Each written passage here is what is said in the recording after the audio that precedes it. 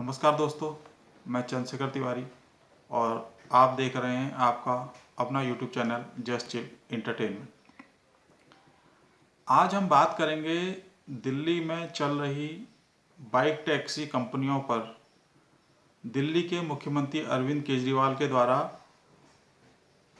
जो उन तुगलकी फरमान के माध्यम से लगाए गए बैन के विषय में। जी हाँ दोस्तों,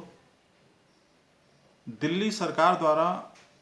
दिल्ली में बाइक टैक्सी की सेवाएं देने वाली ओला, उबेर और रैपिडो जैसी बाइक टैक्सी कंपनियों और इन कंपनियों के माध्यम से रोजगार से जुड़े युवाओं के रोजगार पर बैन लगा दिया गया है। एक अनुमान के मुताबिक बताया जा रहा है कि दिल्ली के लगभग 40 से 45 हज़ार युवा बाइक टैक्सी के माध्यम से अपना रोजगार चला रहे हैं, जो कि इस तुगलकी फरमान के बाद से बाइक टैक्सी नहीं चला पाएंगे, क्योंकि बैन लगने के बाद यदि कोई कंपनी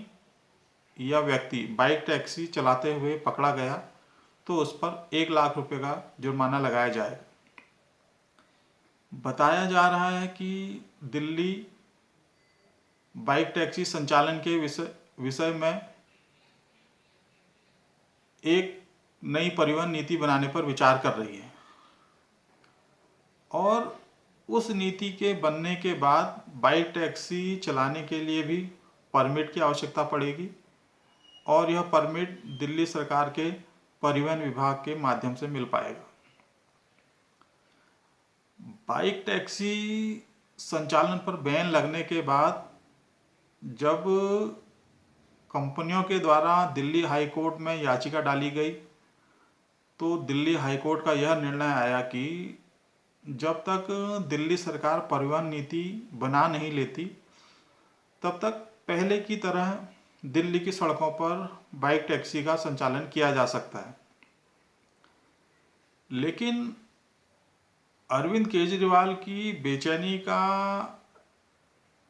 यह आलम था कि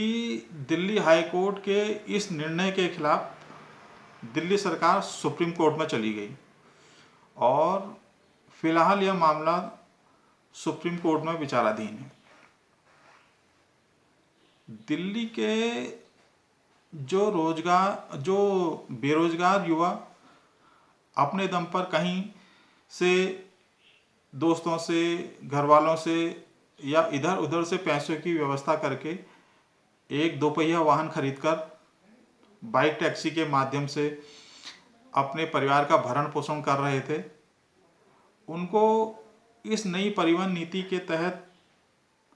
रजिस्ट्रेशन कराने और परमिट लेने के लिए बाध्य किया जा रहा है। और आप सभी लोग जानते ही हैं कि परिवहन विभाग में परमिट के नाम पर भ्रष्टाचार और रिश्वत का कैसा बोलबाला रहता है। कोई भी आम आदमी विभाग के किसी कर्मचारी से जान पहचान के बिना और रिश्वत दिए बिना परमिट हासिल करने के विषय में सोच भी नहीं सकता। जो अरविंद केजरीवाल रोजगार के मुद्दे पर प्रधानमंत्री नरेंद्र मोदी को पानी पी पी कर कोसते थे कि मोदी जी आप बताइए आपने देश के कितने युवाओं को रोजगार दिया, अब उन्हीं अरविंद केजरीवाल के एक तुगलकी फरमान ने दिल्ली के करीब 40 से 45 हज़ार युवाओं से एक झटके में उनका रोजगार छीन लिया। मैंने अपने पहले के वीडियो में भी बताया था कि जीवन में कुछ भी मुफ्त नहीं मिलता है, हर चीज की एक कीमत होती है। दिल्ली की जनता ने फ्री की बिजली और फ्री का पानी के प्रलोभन में आकर आम आदमी पार्टी को 2 बार भारी बहुमत देकर दिल्ली की सत्ता में बिठाया था। आज दिल्ली की वही जनता देख रही है कि दिल्ली की जिस सरकार ने युवाओं को रोजगार देने का वादा किया था, वही सरकार आज युवाओं से रोजगार छीन रही है। दिल्ली के जिन युवाओं ने अपने बलबूते रोजगार हासिल किया था, उसको भी सरकार ने रोजगार देना तो छोड़िए, उसको भी सरकार ने छीन लिया। अब अंदेशा यह है कि दिल्ली सरकार द्वारा बनाई जाने वाली नई परिवहन नीति में भी दिल्ली सरकार की नई आबकारी नीति की तरह ही बाइक टैक्सी चलाने वाली कंपनियों से सांठ-गांठ करके एक नए किस्म का भ्रष्टाचार किया जाएगा और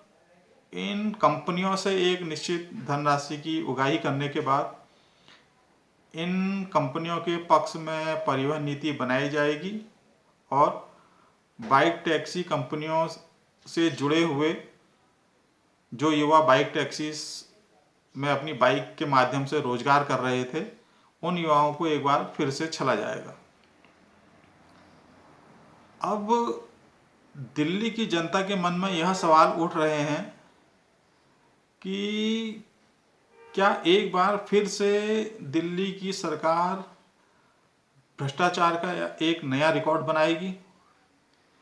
क्योंकि आने वाले 5 राज्यों के चुनावों और फिर 2024 के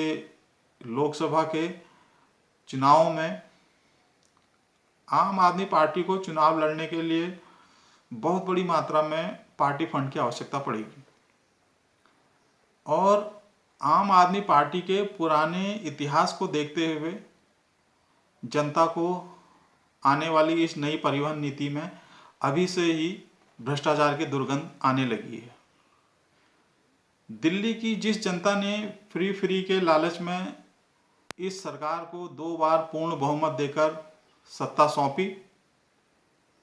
और आज अगर उस जनता को मुफ्त की बिजली और मुफ्त का पानी लेना है तो दिल्ली की जनता को और ख़ास तौर पर दिल्ली के युवाओं को इसकी कीमत चुकाने के लिए तैयार रहना पड़ेगा। आज के अंक में बस इतना ही। फिर मिलते हैं किसी नए मुद्दे पर अपनी राय रखने के लिए। अगर आपको हमारा यह प्रयास पसंद आ रहा है तो हमारा आपसे यह अनुरोध है कि हमारे इस YouTube channel just chill entertainment को लाइक, सब्सक्राइब एवं शेयर अवश्य करें। अपना और अपने परिवार का ख्याल रखें और जब तक हम फिर हाजिर होते हैं आपके सामने फिर किसी नए मुद्दे पर अपनी राय रखने के लिए, तब तक आप लोग भी कीजिए जस्ट चिल। धन्यवाद।